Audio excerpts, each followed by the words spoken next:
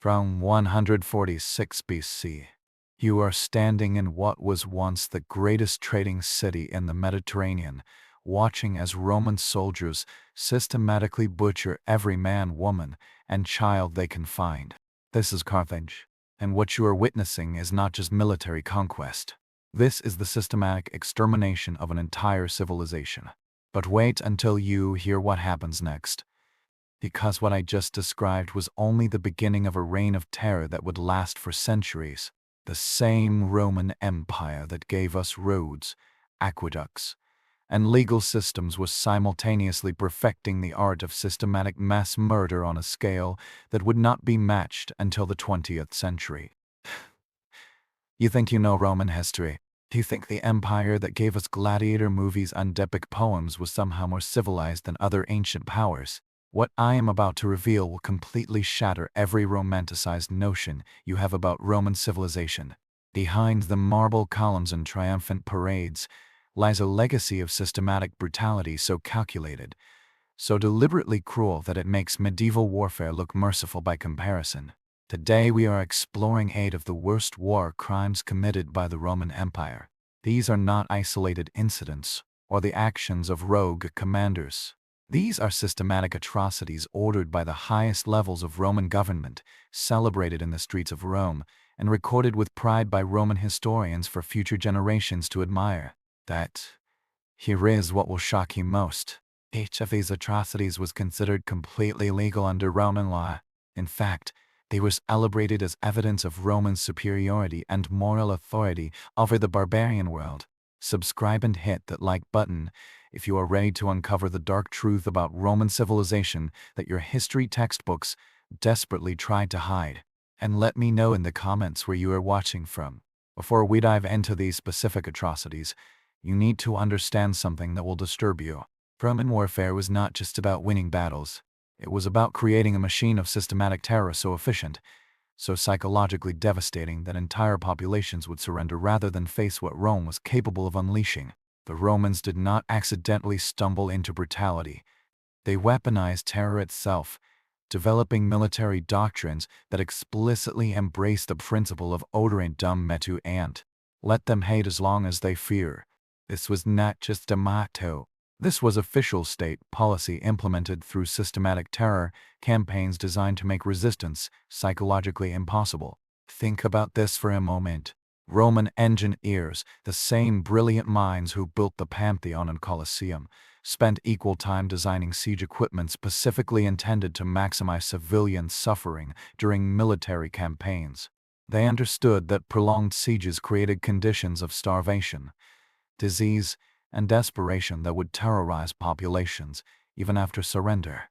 Roman law provided detailed legal frameworks for systematic violence that would make modern war crimes tribunals physically sick. Concepts like hostis human I generis, enemy of all mankind, allowed Roman commanders to commit any atrocity against designated enemies while claiming legal and moral authority. But here is what makes this truly terrifying. The Romans kept detailed records of their atrocities because they were proud of them. These were not shameful secrets hidden from history, but celebrated achievements that commanders used to advance their political careers. The more brutal the conquest, the more prestigious the triumph awarded by the Roman Senate. The scale of Roman systematic violence defies modern comprehension. Conservative estimates suggest that Roman military campaigns resulted in the deaths of over 15 million civilians during the Republican and early Empire periods alone. This represents one of the largest systematic extermination programs in ancient history, carried out by the civilization that claimed to bring peace and order to the world. Now, let me show you exactly how this machine of terror operated. Starting with what may be the most systematic act of cultural destruction in ancient history. The destruction of Carthage in 146 BC was not war. It was systematic extermination designed to erase an entire civilization from existence. And here's the part that will make your blood run cold. This was not the heat of battle killing or military necessity. This was calculated annihilation ordered by the Roman Senate and carried out with the precision of a modern industrial operation. The Third Punic War was essentially a manufactured conflict. By 149 BC, Carthage posed no military threat to Rome. The city had been stripped of its navy, forbidden from maintaining a significant army, and forced to pay rushing tribute for decades. So, why did Rome decide to destroy it completely? Senator Marcus Bruciusco understood exactly why. He ended every speech in the Roman Senate with the phrase Carthage Street. Carthage must be destroyed, not defeated, not conquered, destroyed. Because as long as Carthaginian civilization existed, it represented an alternative to Roman values, Roman culture, Roman dominance. Picture yourself as a Carthaginian civilian during the 3-year siege that preceded your city's destruction. You were trapped behind walls with over 500,000 people while Roman forces under Scipio and Milinius systematically starve you into submission. Food supplies are exhausted. Water becomes contaminated with disease. Bodies pile up in the streets as plague spreads through the overcrowded city. But the siege was just psychological preparation for what Roman engineers had already planned.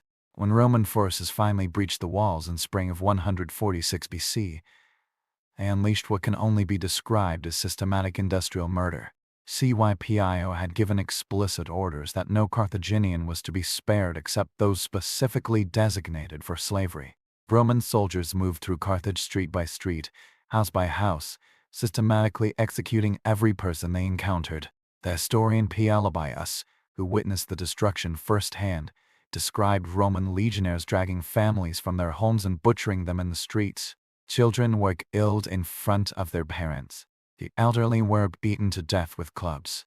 Pregnant women were cut open and their unborn children killed.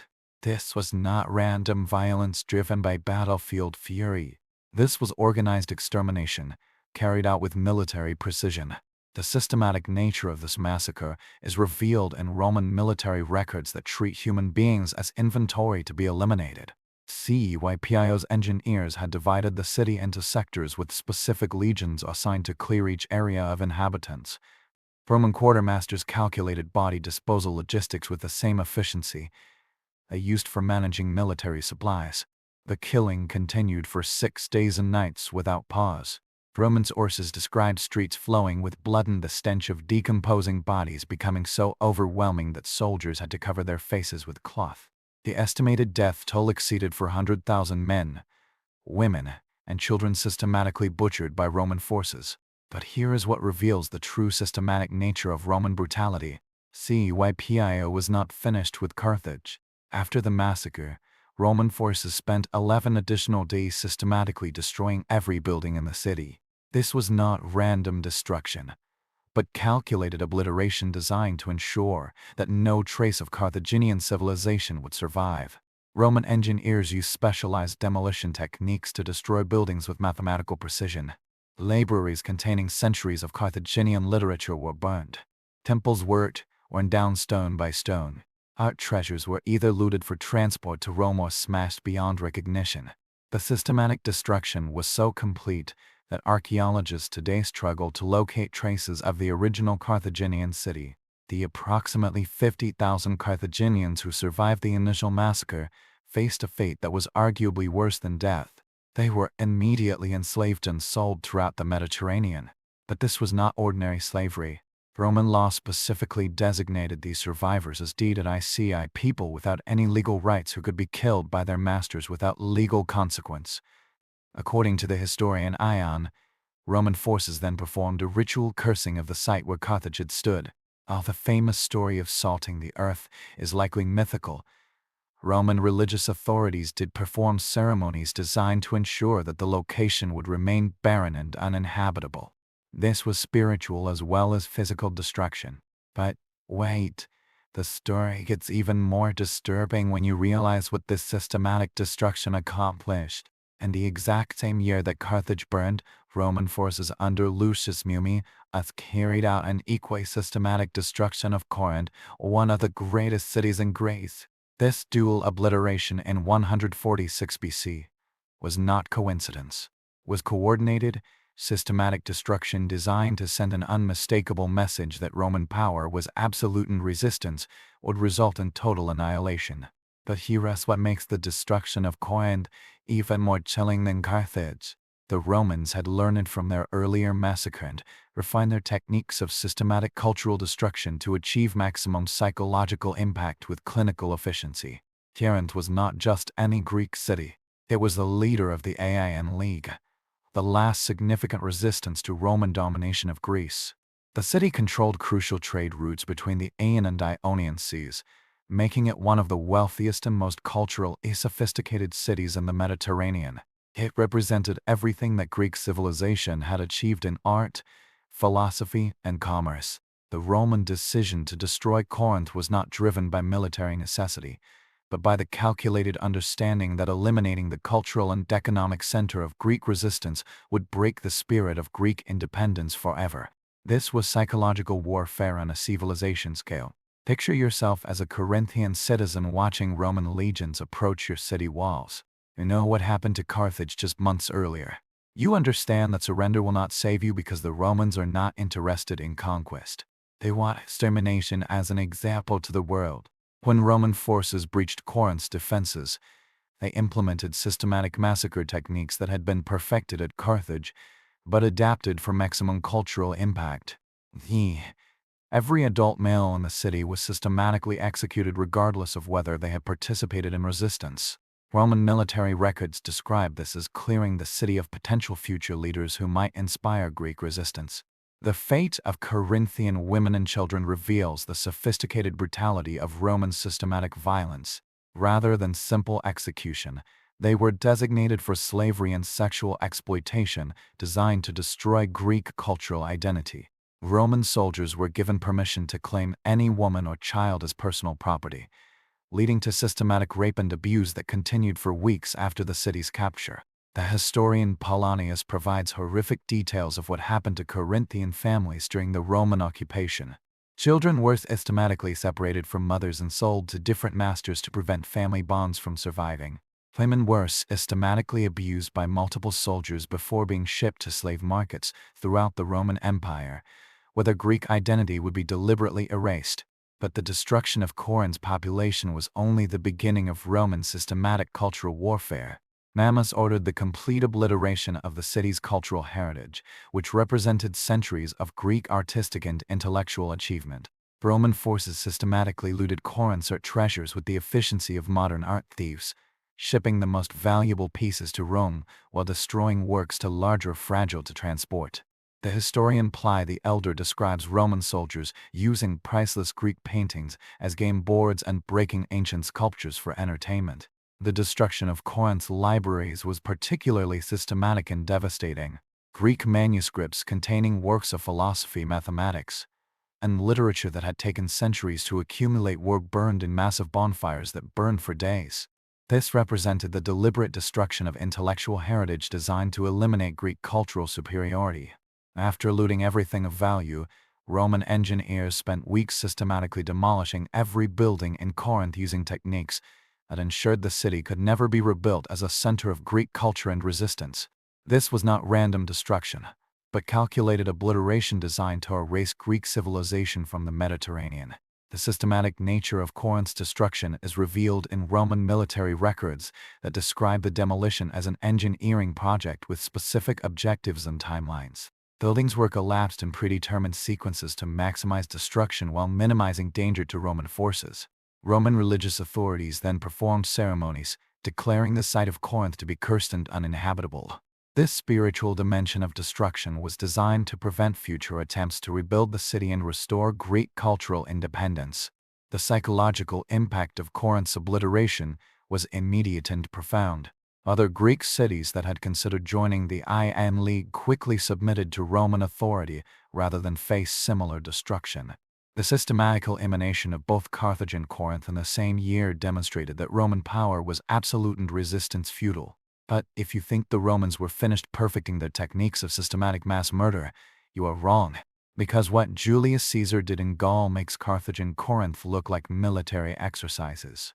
Julius Caesar's conquest of Gaul between 58 and 50 BC represents the most systematic extermination campaign in ancient history. And here is what will shock you. Caesar himself boasted in his own writings that he killed over 1 million Gauls and enslaved another million more. He was proud of this systematic mass murder and used it to advance his political career in Rome. But this was not some accidental consequence of a military campaign. Caesar's GIC wars were deliberately designed as wars of extermination, planned and executed with a systematic efficiency that would later characterize industrial killing in the 20th century. Caesar's campaigns were not defensive conflicts, but deliberate wars of aggression designed to provide him with wealth, slaves, and military glory needed for his political ambitions. The systematic violence against GIC populations was not incidental to these goals, but central to achieving them. Think about this for a moment. Caesar developed systematic techniques for eliminating entire tribes that were so efficient. It became the model for Roman military operations. For centuries, he turned mass murder into a science. The scale of Caesar's systematic violence is revealed in his own writings, where he proudly documents the extermination of entire peoples. The Helvetii who attempted to migrate through Roman territory were systematically hunted down and slaughtered. Of an estimated 368,000 Helvetii who began the migration, only 110,000 survived to be returned to their homeland as slaves. Caesar's treatment of the Aberon tribe demonstrates the systematic nature of his extermination campaigns. After their leader, Iambe defeated a Roman legion, Caesar declared that the entire tribe must be eliminated. Roman forces spent months systematically hunting down every Eburon man, woman, and child, continuing the massacre even after organized resistance had ended. Picture yourself as a GIC warrior defending your village against Caesar's legions. You know that surrender means slavery for your family and execution for yourself. But you also know that resistance means systematic extermination of everyone you have ever known. Caesar has made it clear that entire tribes will be eliminated to discourage future resistance. The siege of Avara in 50 BC provides one of the most documented examples of Caesar's systematic cruelty and reveals the calculated nature of his mass murder techniques. This stronghold held approximately 40,000 inhabitants when Roman forces began their siege. Caesar rejected offers of surrender, declaring that the city must be made an example to terrorize other GIC communities. When Roman forces finally breached Avara walls, Caesar ordered the systematic execution of every person in the city using techniques that maximized terror impact. Roman soldiers spent 3 days methodically killing inhabitants, including children and elderly civilians who posed no military threat. The systematic nature of this massacre is revealed in Roman records describing the careful organization required to execute 40,000 people efficiently. Only 800 people survived out of the original 40,000. And these survivors were kept alive specifically to spread word of Roman brutality to other GIC communities. This was psychological warfare designed to break GIC resistance through systematic terror. Caesar's systematic violence extended beyond battlefield casualties to include the deliberate targeting of GIC culture and society. Roman forces systematically destroyed GIC temples, burned repositories of oral traditions, and executed druids who preserved GIC religious and cultural knowledge. The historian Dios provides details of Caesar's systematic cultural destruction in Gaul. Roman forces were ordered to eliminate not just GIC military resistance, but GIC identity itself. Traditional gathering places were demolished. Sacred groves were cut down and cultural artifacts were destroyed or looted. Caesar's slave raids represent another dimension of his systematic violence against GIC populations and reveal the industrial scale of Roman human trafficking. Roman forces would systematically capture entire communities, separating families and shipping survivors to slave markets throughout the Mediterranean. These raids continued even in areas that had submitted to Roman authority, terrorizing supposedly pacified populations. The systematic nature of Caesar's violence is revealed in Roman military logistics records that treat human beings as resources to be harvested with the same efficiency as grain or livestock. Caesar's quartermasters calculated how many slaves could be captured from each campaign and planned transportation accordingly. Human trafficking was integrated into Roman military planning as a standard source of revenue.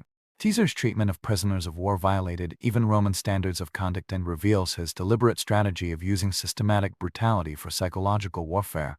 Rather than ransoming captured warriors according to traditional practice, Caesar systematically executed prisoners to terrorize enemy populations. The historian Suanius described Caesar ordering the amputation of hands from captured GIC warriors before their execution. The psychological warfare aspects of Caesar's campaigns were equally systematic and sophisticated. Roman forces would deliberately leave survivors from massacres to flee to other GIC communities and spread accounts of Roman brutality.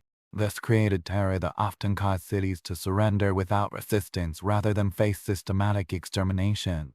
Modern demographic studies suggest that Caesar's campaigns reduced the population of Gaul by approximately 30% through direct killing, enslavement, and displacement. This represents one of the most significant population reductions caused by systematic violence in ancient history. But here's what makes Caesar's systematic mass murder even more disturbing. He used his success in Gaul to justify crossing the Rubicon and plunging Rome into civil war, bringing his techniques of systematic violence back to the heart of the empire. In 30 BC, the ancient world lost something that can never be replaced. When Roman forces under Octavian, soon to become Emperor Augustus, captured Alexandria during the final civil war against Mark Antony and Cleopatra, they did not just conquer a city. They systematically destroyed the greatest center of learning and culture in the ancient world.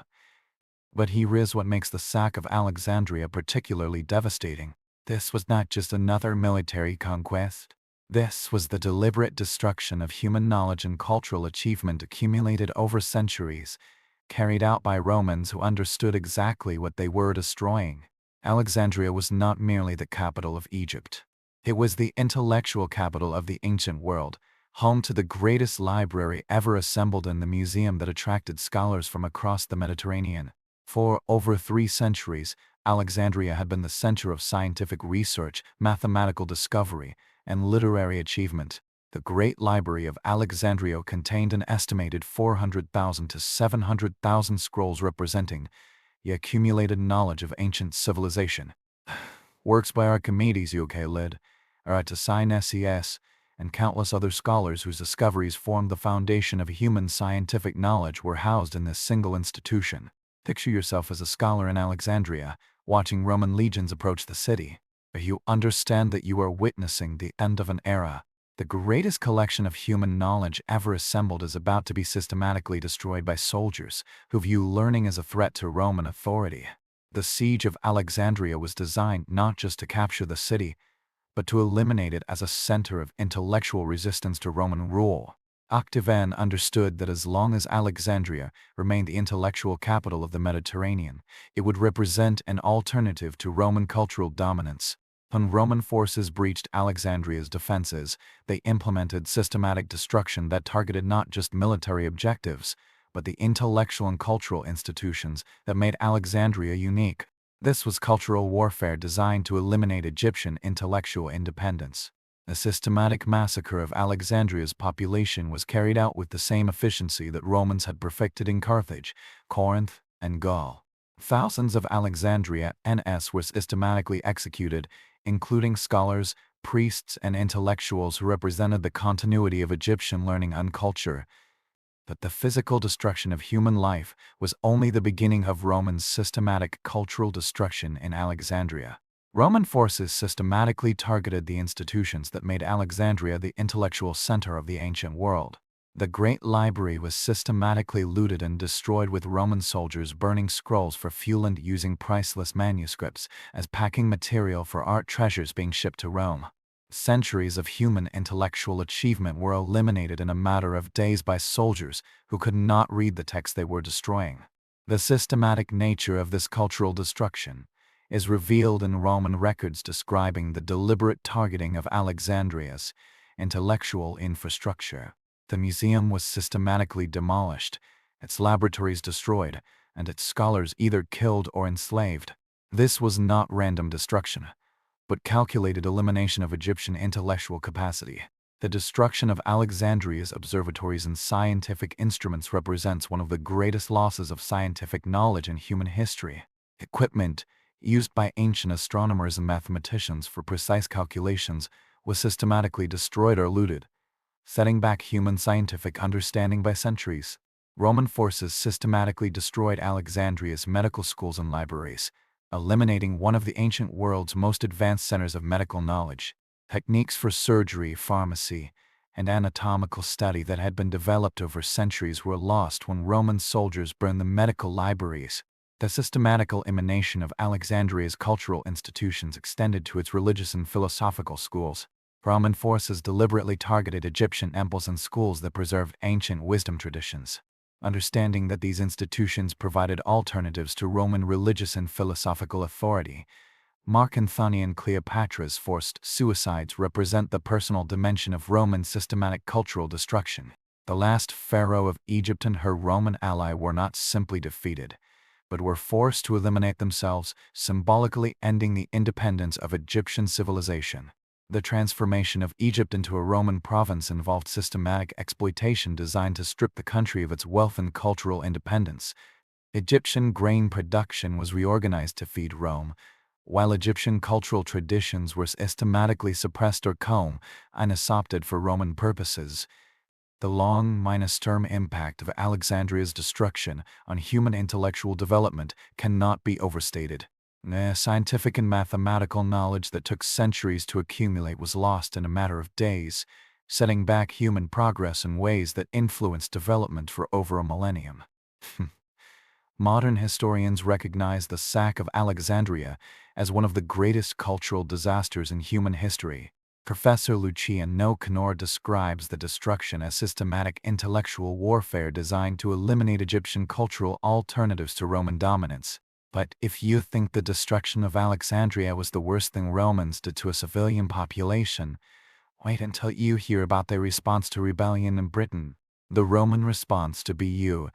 Eudochus' rebellion in 6061 CE demonstrates how the empire dealt with colonial uprisings through systematic massacre designed to terrorize conquered populations into permanent submission. But what makes this atrocity particularly horrific is how Roman commanders refined their techniques of systematic violence to achieve maximum psychological impact on civilian populations. Eudochus' rebellion began as a response to systematic Roman abuse of the Asiani tribe, including the public flogging of Queen Eudoca herself and the rape of her daughters by Roman soldiers. But the Roman response went far beyond punishing the perpetrators to include systematic violence against anyone suspected of supporting British independence. Governor Gaius Suetonius Pinus implemented a campaign of systematic terror that was designed to break British resistance permanently. Roman military records describe this as making an example that would prevent future rebellions by demonstrating the consequences of challenging Roman authority. But here is what reveals the systematic nature of Roman terror tactics. Suetonius was not content to simply defeat Eudochus' army. He wanted to create such psychological trauma among British populations that the memory of Roman brutality would prevent resistance for generations. Picture yourself as a British civilian watching Roman legions approach your village. You know they are not coming to distinguish between warriors and non-combatants. Roman policy declares that anyone who supported Eudoca, including women and children, must be eliminated to prevent future resistance. The initial Roman response involved systematic destruction of British settlements suspected of supporting the rebellion. Roman forces burned entire villages, executed male inhabitants, and enslaved surviving women and children. This was not random retaliation, but calculated terrorism designed to break British morale. Roman forces employed systematic intelligence gathering to identify British communities that had provided any support to Eudochus' rebellion. This information was used to plan systematic reprisal operations that would eliminate potential future resistance leaders and terrorize British populations. When Suetonius finally confronted Bud Ik's army at the Battle of Watling Street, Roman victory was followed by systematic massacre that exceeded even Roman standards of brutality. The historian Tacitus describes Roman soldiers systematically hunting down fleeing Britain and executing not just warriors but women and children who had followed the army. The systematic nature of Roman violence after Watling Street is revealed in Tacitus' account describing fields choked with corpses.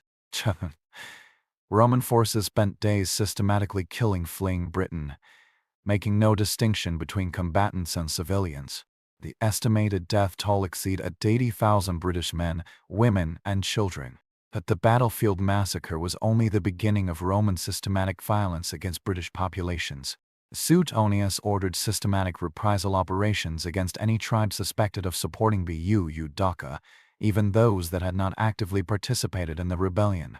Roman forces systematically destroyed British agricultural infrastructure, burning crops and killing livestock to create famine conditions that would weaken potential future resistance.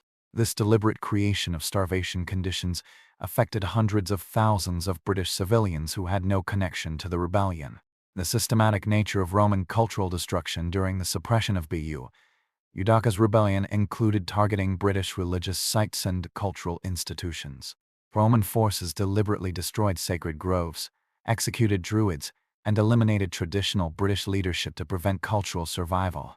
Roman military records describe the systematic capture and enslavement of British populations during the suppression campaign. Entire communities were systematically enslaved regardless of their participation in the rebellion, with families separated and shipped to different parts of the Roman Empire. The psychological warfare aspects of Roman suppression tactics were equally systematic and sophisticated. Roman forces deliberately left some British survivors to spread accounts of Roman brutality throughout unconquered territories, creating terror that discouraged future resistance movements.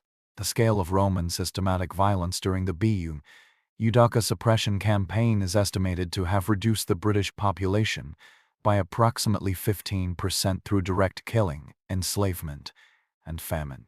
This represents one of the most significant population reductions in British history.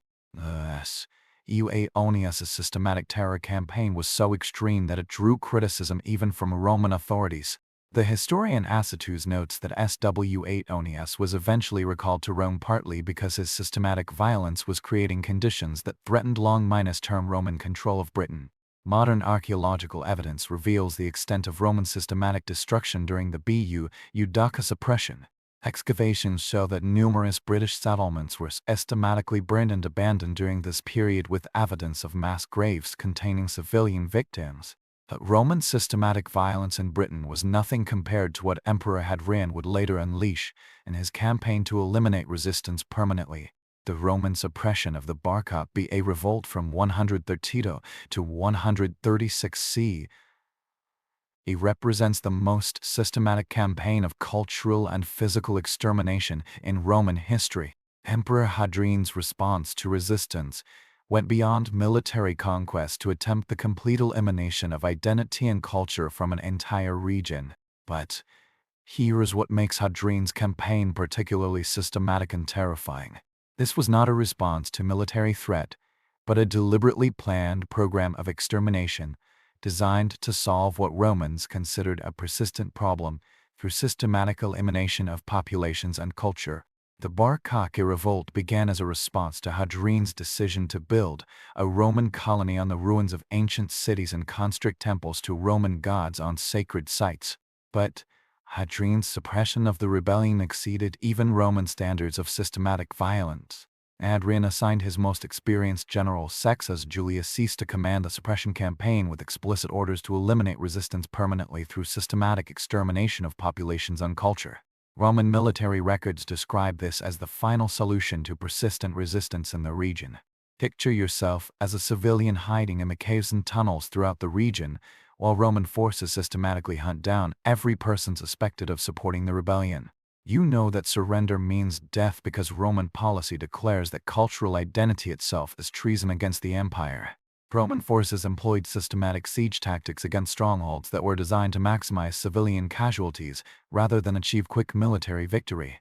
The siege of Batar, the rebellion's final stronghold, continued for months specifically to terrorize populations through systematic starvation and psychological warfare.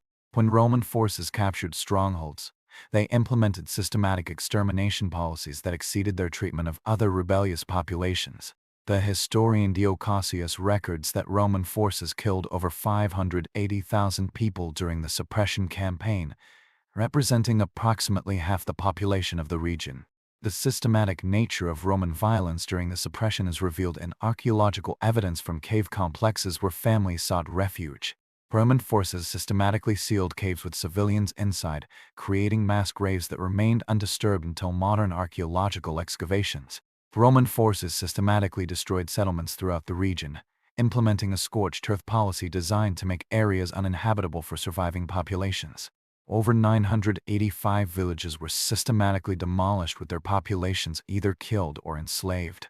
But Hadrian's systematic elimination went beyond physical destruction to include deliberate cultural obliteration designed to erase historical connections to the land.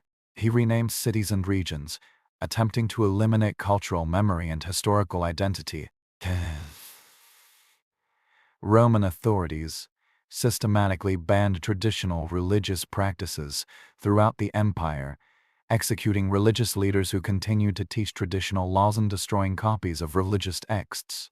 This was cultural warfare designed to eliminate identity even among populations that survived the physical violence. The systematic nature of Hadrian's policies included economic warfare designed to impoverish surviving communities. Property was systematically confiscated. Merchants were banned from major markets and craftsmen were excluded from trade guilds. Roman forces systematically enslaved survivors of the rebellion, but these slaves were subjected to particularly harsh treatment designed to break cultural identity. Slaves were deliberately separated from family members and prohibited from practicing religious observances.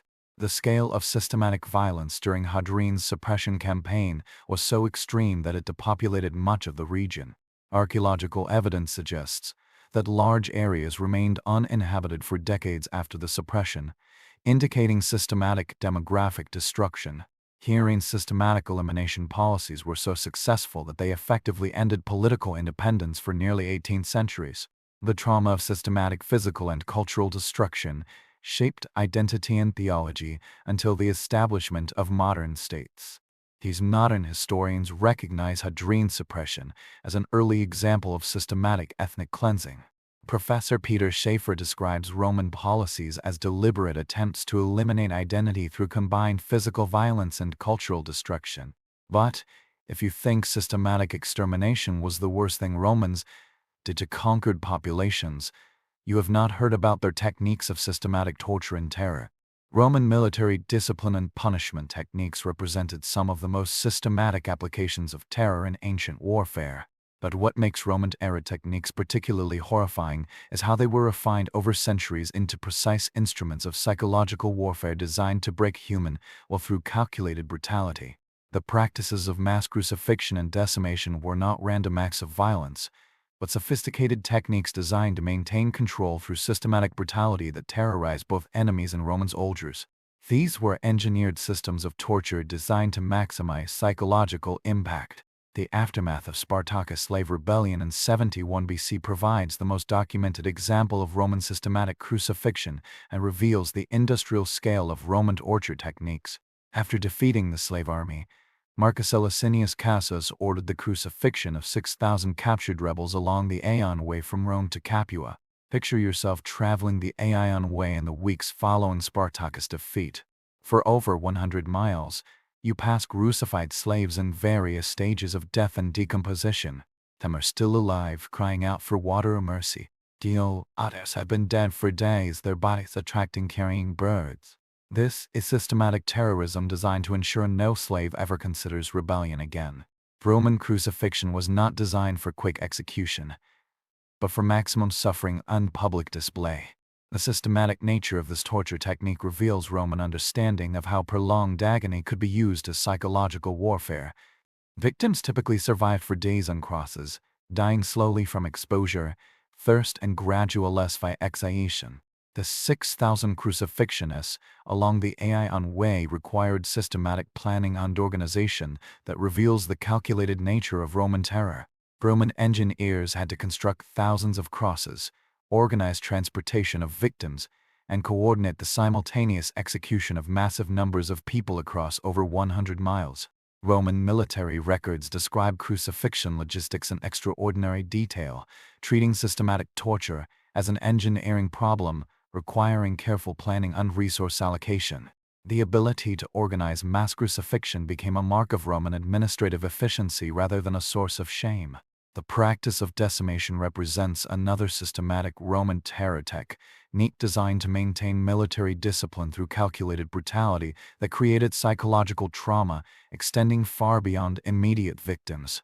When Roman units showed cowardice or mutiny, commanders would systematically execute every 10th soldier chosen by lot to terrorize the survivors into obedience. Decimation involved forcing soldiers to beat their randomly selected comrades to death with clubs, creating psychological trauma that bound surviving units together through shared guilt and terror. This was not random punishment, but calculated psychological warfare designed to prevent future military discipline problems. The systematic nature of decimation is revealed in Roman military manuals that provide detailed instructions for carrying out the procedure with maximum psychological impact. Commanders were taught how to organize lottery systems, how to select appropriate execution methods, and how to maximize psychological impact on surviving soldiers. Roman historical records document numerous examples of systematic decimation throughout Roman military history spanning over 5 centuries. The practice was considered so effective at maintaining discipline that it was employed by Roman commanders from the Republican period to the late Empire. The psychological impact of systematic Roman-era techniques extended far beyond immediate victims to influence behavior throughout Roman society. The knowledge that Rome would employ systematic torture and mass execution to maintain control deterred resistance movements and rebellions for centuries. Roman systematic terror techniques were deliberately designed to be visible and memorable. Mass crucifixions were positioned along major roads to ensure maximum public exposure. Decimation ceremonies were conducted in front of assembled armies to maximize psychological impact on witnesses. The legal frameworks surrounding Roman systematic terror techniques provided detailed justifications for extreme violence that normalized brutality within Roman society. Roman law distinguished between different categories of enemies and prescribed specific torture methods for each category, creating institutional knowledge of systematic brutality. Modern historians studying Roman-era techniques have identified systematic patterns of violence designed to maintain imperial control through psychological warfare. Professor Kyle Harper describes Roman systematic violence as sophisticated state terrorism designed to prevent resistance through calculated brutality. The influence of Roman systematic terror techniques extended beyond the empire to influence military practices throughout medieval and early modern Europe. The Roman understanding of how systematic violence could maintain political control became part of European military tradition for over a millennium. But the most shocking example of Roman systematic violence was yet to come in an act of treachery so extreme that it shocked even Roman society. The massacre of the Lusitania NS in the 2nd century BC represents the most systematic example of Roman treachery and betrayal in ancient history. But what makes this atrocity particularly disturbing is how it reveals the calculated nature of Roman deception and the sophisticated planning required to carry out systematic betrayal on a massive scale. Roman general Servius Sulpicius Galba's actions were considered shocking, even by Roman standards, demonstrating how far Roman commanders would go to eliminate resistance through calculated deception designed to maximize the vulnerability of their victims. The Lusitania NS, inhabiting what is now modern Portugal, had been conducting successful guerrilla warfare against Roman forces for years. Their knowledge of local terrain and hit-and-run tactics made them difficult for Roman legions to defeat through conventional military means. Galba understood that defeating the Lusitania NS required more than military force. He developed a systematic deception campaign designed to eliminate Lusitania and resistance through treachery that would destroy their ability to continue guerrilla warfare by eliminating their population entirely. Picture yourself as a Lusitania warrior who has been fighting Roman forces for years. When Galba offers peace negotiations, you are suspicious but hopeful that you can finally protect your family from Roman violence. You have no way of knowing that the Roman general has already planned your systematic execution down to the smallest detail. Galba's deception campaign involved systematic propaganda designed to convince Lusitania and leaders that Rome genuinely sought peaceful resolution of the conflict. Roman agents spent months spreading word that Galba was different from previous commanders and genuinely wanted to end the violence through negotiation rather than conquest. The systematic nature of Galba's deception is revealed in Roman records describing months of careful preparation for the massacre. Roman forces were positioned to prevent Lusitania and escape while maintaining the appearance of peaceful negotiations. This was calculated treachery on a massive scale requiring detailed planning and coordination. When Lusitania and leaders agreed to peace negotiations, Galba demanded that they demonstrate good faith by laying down their weapons and allowing Roman census takers to register their populations. This demand was presented as standard Roman administrative practice necessary for establishing peaceful relations. The Lusitania and desperate for peace after years of warfare, agreed to Galba's demands and assembled in 3 large groups at designated locations. They brought their families and laid down their weapons as requested, trusting in Roman assurances that they would be protected during the negotiations. Once the Lusitania and were disarmed and assembled, Galba revealed the true nature of his intentions. Roman soldiers suddenly surrounded the 3 groups and began systematic massacre of men, women, and children who had trusted Roman promises of peaceful negotiation. The historian Aion provides horrific details of Galba's systematic massacre. Roman soldiers systematically executed entire families, making no distinction between warriors and civilians. The death toll exceeded 30,000. Lusitania and who had come seeking peace and instead found systematic betrayal and murder. The systematic nature of Galba's massacre is revealed in its careful organization and execution. Roman forces had planned the operation in advance with specific units assigned to prevent escape routes and others designated to carry out the killing. This was not spontaneous violence but calculated mass murder. Galba's treachery was so extreme that it shocked even Roman public opinion. The systematic betrayal of negotiated agreements violated Roman concepts of honor and military conduct, leading to political criticism that damaged Galba's career despite his military success. The few Lusitania and survivors of Galba's massacre were systematically enslaved and sold throughout the Mediterranean. But the psychological impact of this systematic treachery extended far beyond immediate victims to influence how other Iberian tribes viewed Roman offers of negotiation. Hill and modern historians recognize Galba's massacre of the Lusitania and as one of the most systematic examples of military treachery in ancient history. Professor John Richardson describes the event as calculated deception designed to eliminate resistance through betrayal rather than military conquest. The systematic nature of Roman treachery at Lusitania influenced Roman military doctrine for centuries. Future commanders understood that systematic deception could be more effective than conventional warfare for eliminating resistance populations while minimizing Roman casualties. These 8 examples of Roman war crimes reveal a disturbing truth about the foundation of what we call Western civilization. The systematic torture, mass murder, and cultural destruction that characterized Roman expansion were not aberrations committed by a few brutal commanders. They were sophisticated techniques developed by one of history's most advanced civilizations, unused consistently for over 6 centuries. What makes these Roman atrocities particularly horrifying is how they were celebrated and institutionalized throughout Roman society. The systematic destruction of Carthage and Corinth was commemorated in triumphal parades. Caesar's extermination of Gas tribes advanced his political career. The massacre techniques perfected in Alexandria became standard military doctrine. Roman law provided detailed legal frameworks that normalized systematic violence against designated enemies. Concepts like hostis human igeneric legitimized any atrocity committed against enemies of the state, while Roman religious authorities provided spiritual justification for systematic cultural destruction. The psychological techniques developed by Romans to terrorize populations through systematic violence influenced military strategy for millennia. The understanding that spectacular brutality against civilians could control entire populations became a fundamental principle of imperial administration that persisted well into the modern era.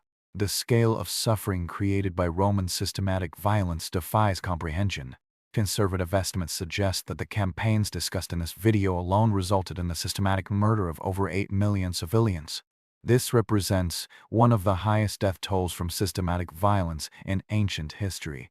The Roman Empire's systematic destruction of alternative civilizations eliminated cultural diversity that took centuries to develop. The obliteration of Carthaginian, Greek, and Egyptian learning represents one of the greatest losses of human intellectual heritage in history. The techniques of systematic deception, Mass crucifixion, decimation, and cultural destruction developed by Romans provided blueprints for later atrocities. The Roman understanding of how systematic violence could maintain political control influenced European military and political thought for over 15 centuries. Understanding these Roman atrocities provides crucial insight into how systematic cruelty becomes normalized within advanced civilizations. The progression from individual violence to institutional terror to cultural celebration of systematic murder reveals patterns that remain relevant for understanding modern conflicts.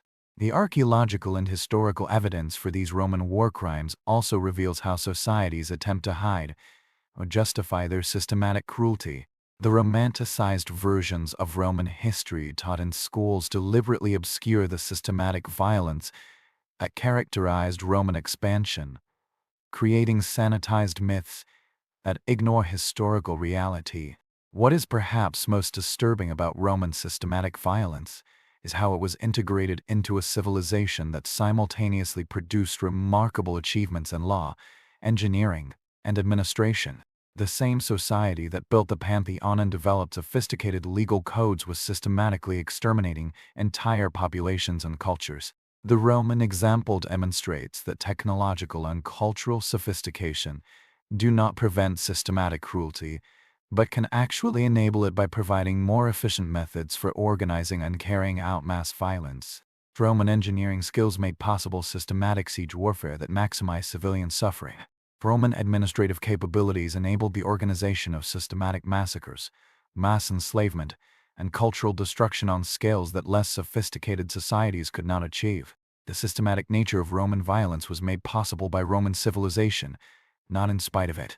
If this exploration of Roman systematic violence has revealed the dark truth about the foundation of Western civilization that you never learn it in school, make sure to subscribe for more content that uncovers the brutal realities behind historical myths.